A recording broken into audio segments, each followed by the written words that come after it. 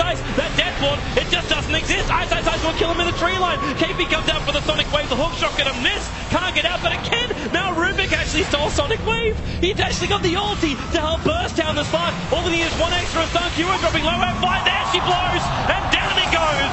Triple kill for Ao and GG. VG Gaming will take game 1 here against the Korean team MVP. And what a good start.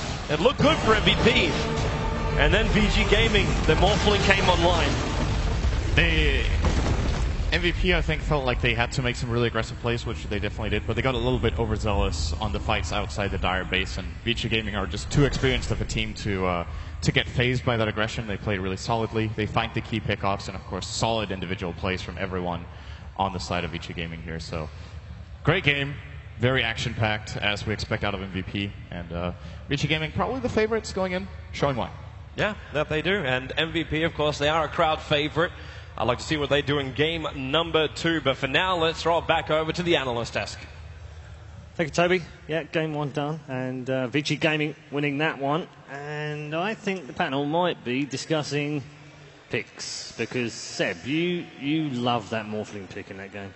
Yeah, I thought it was a great pick, and as we said also previously, we waited for a Hao performance. Also, actually, Size played very solidly, but I have to say I'm quite impressed with the way he played Morphling. And obviously, they picked Morphling not only because they thought it was good, because Morphling is not a hero people are picking right now. It's just a Hao hero. Like he's been known for his Morphling forever, and he likes that hero. Yeah, I said earlier on we were talking about it while we were watching. Do we think that's a planned thing, or was it a situational thing? Was it reaction to what MVP were drafting, or was it something they were actually going, no, this is something we can definitely pull out? It kind of fit the style that, okay, it's super tanky and it can carry them into the late game. I think both teams kind of had that sort of, okay, well, if they do this, we're going to do this. Sort of like the Rubik. We're going to let them have the Rubik, and we're going to pick the Slark instead, because Slark's actually pretty good versus Rubik, and he fed off the supports for a little bit. The Morphling ended up being really, really good. We thought they had no disables, but then they had the Spirit Breaker at that Roche fight. Oh dear. Oh, you've rubbed Seb up the wrong way now. 17%. 71% or 17%. It's actually, it is insane. You know, you have those, but we all also had that experience, you know, in pubs or whatever. You have that guy that goes through you, like, but that's never gonna happen. What are you thinking? And then he bashes you once, and then twice. And then you don't get to see the third bash because you probably abandoned the game. Or you died. Yeah. Usually I don't see the third one, I just... Yeah. So when we're talking about heroes you don't like very much, is this worse than Techies? I don't know. It's sometimes, it's like he's going for the Morphling and you're like, he can't get him. He just can't, He needs like 3 bashes and he gets them. But he always gets those bashes, It feels like there's some like Spirit Breaker, Guardian Angel somewhere. That's he probably won the Dota 2 lottery. Yeah, exactly. You will be part of the metagame, although you're a bad hero. But there's something like this. Malini, defend it.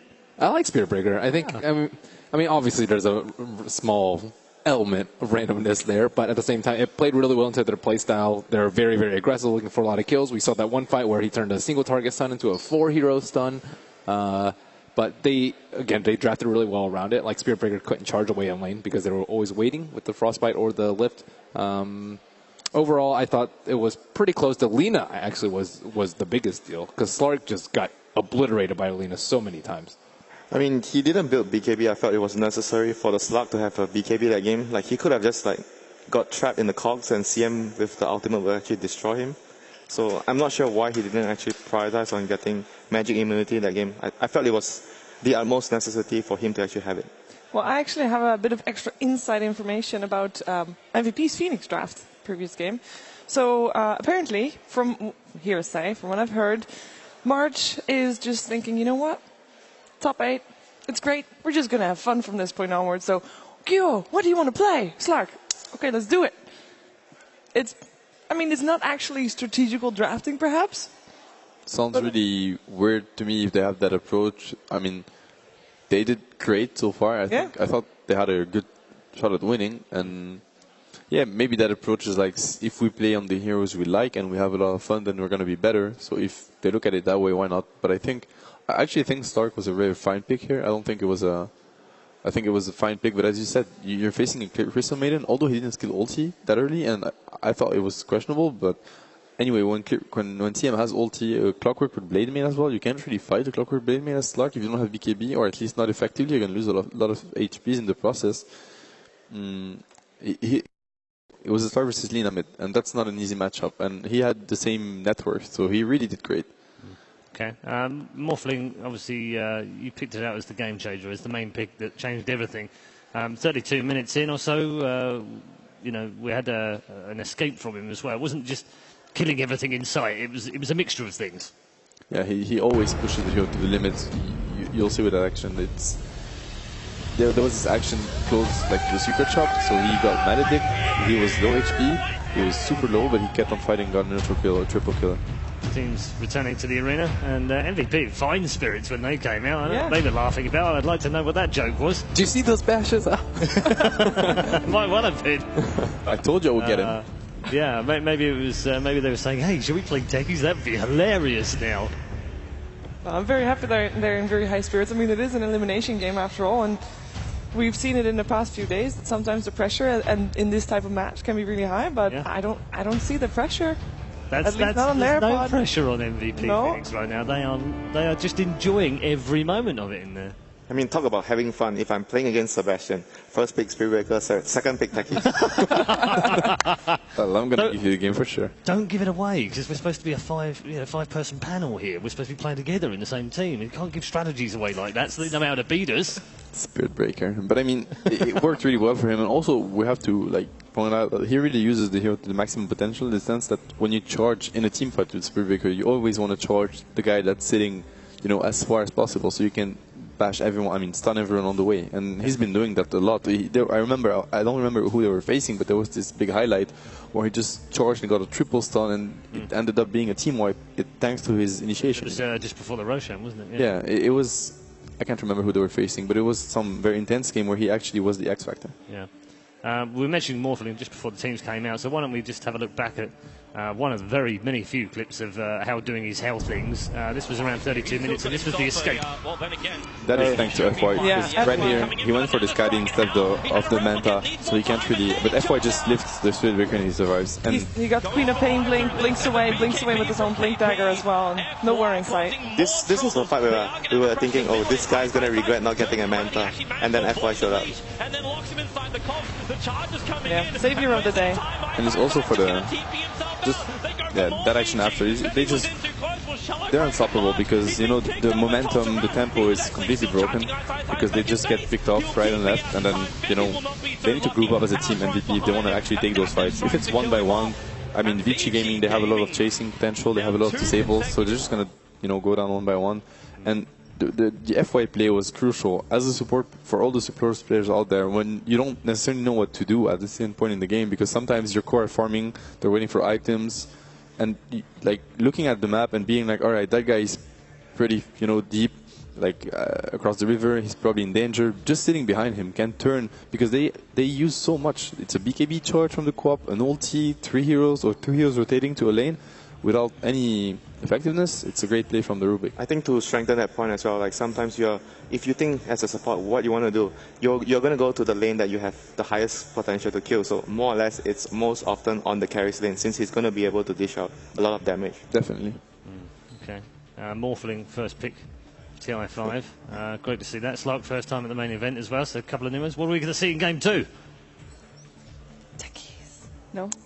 I thought we were going to see a tech. Old hat. It's yesterday's story now. You never know, but I mean, it's not very... Morphling is weak against Doom, and we haven't seen Doom. Oh, we haven't seen Doom yet. They run Doom MVP? Possibly in the past, but the hero is just... I want to see March Bristleback. Since they could pick it, the Wisp is getting banned, and then we're getting the combo, but it could be an option. All right, we're going to head into the draft for game 2 shortly.